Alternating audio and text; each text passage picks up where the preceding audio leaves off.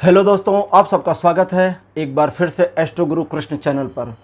और आप देख रहे हैं ईशावास्योपनिषद का तीसरा भाग। जी हाँ, ईशावास्योपनिषद का तीसरा भाग लेकर के मैं आ गया हूँ। और आज इस तीसरे भाग में इसका जो दूसरा सूत्र है उसकी मैं चर्चा करूँगा। एक्चुअली ईशावास्योपनिषद का जो पहला भाग अगर आपने नहीं देखा है तो ईशा उपनिषद के शुरू होने से पहले एक शांति पाठ है जिसमें एक श्लोक दिया है, तो उसकी व्याख्या मैंने करी थी, उसके बारे में मैंने बताया था। तो आप बाकी के दोनों वीडियोस देखने के लिए नीचे डिस्क्रिप्शन में लिंक दिया गया है, चेक कर सकते हैं। ठीक है, तो चलिए अब इसको शुरू करते हैं। पहले हम सूत्र में जाएंगे, पहले सूत्र को पढ़ लेते हैं, समस्त इसका जो मीनिंग दिया गया है वो देखते हैं, और उसके बाद में फिर मैं बताऊँगा कि इस सूत्र का मर्म क्या है।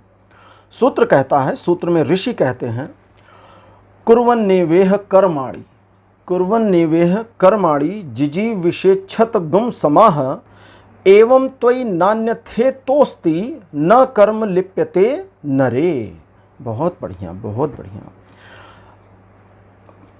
ठीक है, अब इसकी जो मीनिंग है जब उपनिषद पढ़ें तो एक ऐसी फील आने लगती है कि आपका कनेक्टिविटी कहीं से बनना शुरू होता है। ठीक है, ऋषि कहते हैं, इस जगत में शास्त्र नियत कर्मों को करते हुए ही 100 वर्षों तक जीने की इच्छा करनी चाहिए। इस प्रकार किए जाने वाले कर्म मनुष्य में लिप्त नहीं होंगे, इससे अन्य कोई मार्ग नहीं है। यही इस सूत्र का शाब्दिक मतलब है। सबसे पहले तो ये, अब यहां पर ऋषि क्या कहते हैं, ऋषि मार्ग दिखाते भी हैं और बताते हैं कि कोई और रास्ता नहीं है। पहला सूत्र है, इसमें एक कर्माणि सूत्र आया हुआ है। कर्माणि का मतलब होता है कर्म में लगना। ठीक है, लेकिन यहां पर नेवेह कर्माणि है। कर्माणि से पहले है नेवेह कर्माणि, कर्म में न लिप्त हूं, यानी कुर्वन नेवेह कर्माणि। ये सूत्र कहता है कि जो भी काम, अच्छा पहले इसको समझने से पहले थोड़ी सी 2-4 बातें समझिए ताकि भूमिका के तौर पे आपको समझ में आ जाए। इस दुनिया में हम कर्म करने से खुद को बचा नहीं सकते। हम कुछ भी करें, हमसे सब कुछ कर्म होगा। मैं ये रीडिंग कर रहा हूँ, ये पढ़ रहा हूँ, शूटिंग चल रही है, मेरे सामने कैमरा लगा है ये कर्म है। जो कैमरा ऑपरेट कर रहे हैं उनका भी कैमरा ऑपरेट करना कर्म है। इसकी एडिटिंग जो करेंगे वो भी कर्म है। आप देख रहे हैं ये कर्म है। आप खाना खा रहे हैं वो कर्म है, सो रहे हैं वो भी कर्म है, सांस का लेना भी कर्म ही है। कोई भी ऐसी चीज दुनिया में नहीं जो कर्म में ना आती हो। लोग कहते हैं कि सन्यासी हो जाओ, घर छोड़कर चले जाओ। घर छोड़कर जाना भी सन्यास कर्म है। ईश्वर के प्रति भक्ति की भावना में लिप्त हो जाओ, ये भक्ति की भावना भी कर्म है। पूजा करो, पूजा भी कर्म है। ध्यान करो, ये भी कर्म है। कोई भी चीज नहीं है। आप सोचिए इस पर, अगर जरूरत पड़े तो वीडियो को पॉज करके सोचिए, क्या कोई ऐसी चीज है आपकी जिंदगी में जो कर्म ना हो? सांस का लेना, सोचना, न सोचना, न सोचना। कहते हैं ना कि विचार शून्य कर लिया मन को। किसी से मेरी बात हो रही थी, मेडिटेशन करते थे, उन्होंने कहा मेरा मन ना विचार शून्य हो गया था कुछ मिनट के लिए। मैंने कहा तुम्हें कैसे पता? बोले हो गया तो मुझे पता था ना कि अब कोई विचार नहीं है। मैंने कहा यही विचार था जो उस समय था कि कोई विचार नहीं है क्योंकि जब विचार शून्य हो गए तो वस्तुतः तुम्हें पता नहीं चलने चाहिए। क्यों? क्योंकि विचार खो गए तो तुम्हें होश नहीं होगा, फिर तो समाधिस्थ अवस्था आ जाएगी ना, फिर तो पता ही नहीं चलेगा तुम्हें कि विचार हैं कि नहीं है। विचारों का होना और न होना, दोनों का पता चलना अपने आप में विचारों का होना ही है।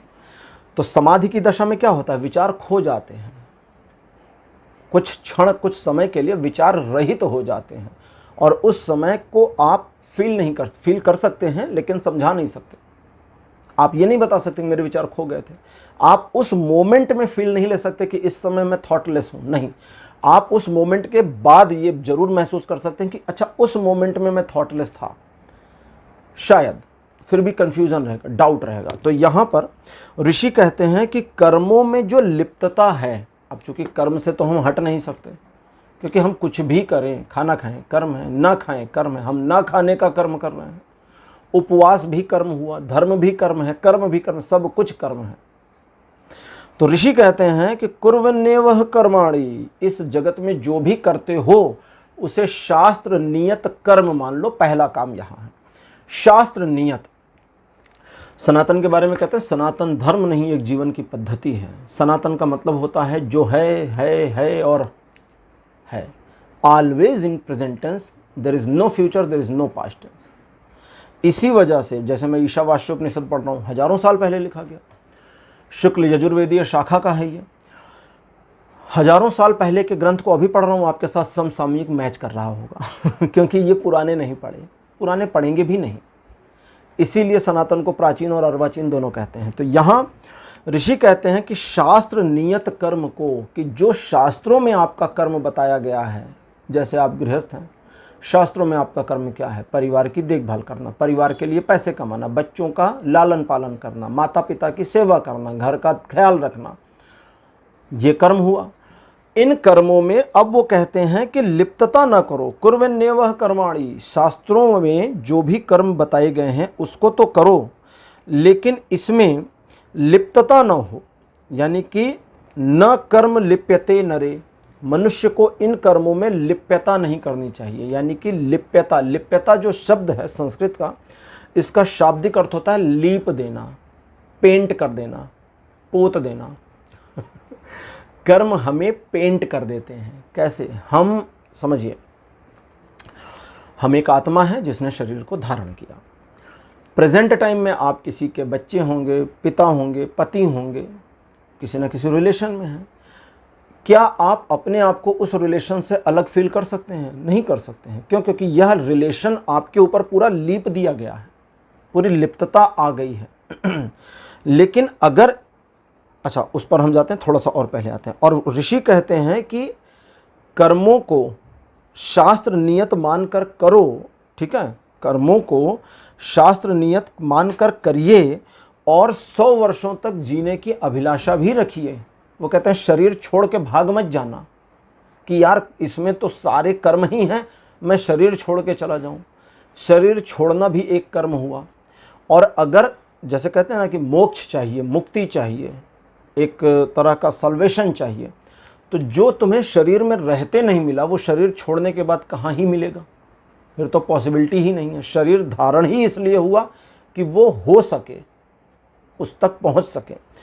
तो यहाँ 100 वर्षों तक जीने की इच्छा रखिए। इच्छा रखने का मतलब हुआ कि अब आप अपने जीवन को सुचारू करें, बेहतर तरीके से चलाएं, अच्छे से बनाएं। ऐसा नहीं है कि वो हल्का फुल्का करना है कि अरे भैया बस भगवान ने 2 रोटी खाने के लिए मुँह दिया तो हम 2 ही रोटी। नहीं जी, 100 रोटी की मेहनत करिए ताकि परिवार बढ़े, परिवार में वैभव बने। माता लक्ष्मी से मांगते हैं ना, धन वैभव दीजिए, तो वैभव बढ़े।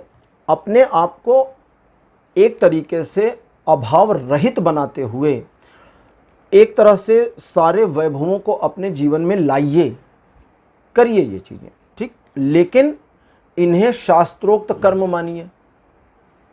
जैसे सनातन में 4 वर्ण हैं, अभी मैं एक वर्ण की बात करता हूँ, वैश्य। वैश्य का क्या काम है? धन अर्जन करना, सीधा व्यापार करिए और पैसा कमाइए, यह है वैश्य का कर्म। वैश्य अपने इस कर्म को ना करे तो वो अपने कर्म से च्युत हो गया, यानी अलग हट गया। ब्राह्मण का कर्म है धर्म के काम को, या धर्म का कर्म मतलब कि इसमें 2 चीज़ें आती हैं, एक धार्मिक कर्म जिसमें कर्म कांड आते हैं, और दूसरा होता है स्टडीज़, पढ़ाई करे। जैसा मैंने अपने एक वीडियो में बताया था पढ़ाई करे। ब्राह्मण का कर्म क्या है? अपने आप को ज्ञान के क्षेत्र में लगाता चला जाए, और इसीलिए ब्राह्मण को सबसे ज़्यादा, चलिए बता देता हूँ, ये 4 वर्ण हैं। चारों वर्णों में एक्चुअली बता इसलिए रहा हूँ क्योंकि वो मेरे दूसरे चैनल पर जो मैं टैरो रीडिंग करता हूँ वहाँ किसी वीडियो में कहा था। अब वो किसी वीडियो में बीच में होगा तो इसमें अलग से कहता हूँ। जो सनातन के 4 वर्ण हैं, उन 4 वर्णों की अपनी महत्ता है। और कई लोग कहते हैं कि शूद्र सबसे निम्न होते हैं, सबसे नीचे होते हैं, नीच जाति होते हैं, दुनिया भर की चीज़ें कहीं गई। मूर्ख हैं वो लोग, अपने ही शास्त्रों को नहीं पढ़ा। उसमें विष्णु, भगवान विष्णु के लिए पुरुष सूक्तम में एक जगह पर लिखा हुआ है कि ब्राह्मणो अस्य मुखमासीद। विराट पुरुष की जो कल्पना की गई है भगवान विष्णु के स्वरूप की, उसमें कहा गया उनका जो मुख है वो ब्राह्मण है। बाहुराजन्यः कृतः, ब्राह्मणों से मुखमासीद बाहु राजन्य कृता है, जो उनके हाथ हैं ये क्षत्रिय हैं। और उरु तदस यद वैश्य, जो धड़ है ये वैश्य है। पदभ्यागम शूद्रो अजायतः, चरणों से वे शूद्र हैं। आपके चरण काट दिए जाएं, आप इंसान हैं तो आप बचेंगे? आपका अस्तित्व कैसे रहेगा? आप करेंगे कैसे? फिर तो व्हीलचेयर पे आ जाएंगे। मतलब आपके जीवन का जो पूरा चलना है वो आपके पैरों के होने के बाद ही है। पैर आधार हैं, शूद्र आधार हैं सनातन का। शूद्रों के आधार के ऊपर वैश्य, उनके ऊपर क्षत्रिय और उनके ऊपर ब्राह्मण। अब ये टॉप से नीचे तक क्यों कहा गया कि वो सबसे ज़्यादा सम्माननीय है, फिर वो है, फिर वो है, उसको समझिए। ब्राह्मण किसको कहा गया? वह व्यक्ति जो ज्ञान प्राप्त करने के लिए समझिए मरा जा रहा, उसने भिक्षा मांगकर खाना स्वीकार कर लिया। आचार्य चाणक्य का नाम था विष्णुगुप्त। आचार्य चाणक्य का नाम है विष्णुगुप्त, गूगल कर लीजिएगा। गुप्त बनिया लगाते हैं और वो ब्राह्मण थे। कैसे? क्योंकि वर्ण की व्यवस्था थी, जाति की नहीं। ये तो बाद में सरकारों ने कहा जाति लिखो तो सब एक ही जाति में चले आए, लपेट गए सब। सरकार कौन? ये हमारी भारत की नहीं। ये जब मुगलों का आक्रमण हुआ उसके बाद ये सारा खेल शुरू हुआ है। क्यों? क्योंकि बहुत सारी चीज़ों को मैनिपुलेट किया गया। तोड़ो, राज करो, जब तक जातियों को लड़ाया नहीं जाएगा तब तक सनातन को तोड़ा नहीं जाएगा। तो ये सब कुछ उस समय ही हुआ था। अंग्रेजों ने भी इसी को कैरी फॉरवर्ड किया। तो एक ऐसा व्यक्ति ही माने जो भिक्षा मांगकर खाने को तैयार है लेकिन ज्ञान को नहीं छोड़ेगा, उससे ज़्यादा सम्मानीय कौन है? तो ब्राह्मण सम्मान के पात्र हुए। ब्राह्मण का मतलब है जो ज्ञान अर्जन कर रहा है, ठीक है। राजा यानी क्षत्रिय, क्षत्रिय दूसरी कैटेगरी में आए जो सेकंड पोजीशन पर सबसे ज़्यादा सम्मानित थे। अब क्षत्रिय को सम्मान क्यों दिया गया? क्योंकि वो आपकी रक्षा के लिए खुद मरने को तैयार है। हमारे सोल्जर्स, हम अपने सोल्जर्स को कितना सम्मान देते हैं। वो क्षत्रिय हैं, किसी भी धर्म के हों, किसी भी जाति के हों। अगर वे सीमा पर हमारे लिए लड़ रहे हैं, वो पुलिस वाला हमारे लिए जो लड़ रहा है, गोली खा लेता है, वो क्षत्रिय है। वैश्य वो था जो व्यापार को ही अपना कर्म मान लिया, धर्म मान लिया। अब व्यापार अगर ना हो तो देश कैसे चलेगा? कर कहाँ से आएगा? राजा के पास भंडार कहाँ से भरेंगे? तो उस चीज को एक तरीके से जिसने व्यापार को और धन अर्जन को ही अपना कर्म मान लिया, अल्टीमेट गोल मान लिया, वो वैश्य थे। इन तीनों को हेल्पर्स की जरूरत है।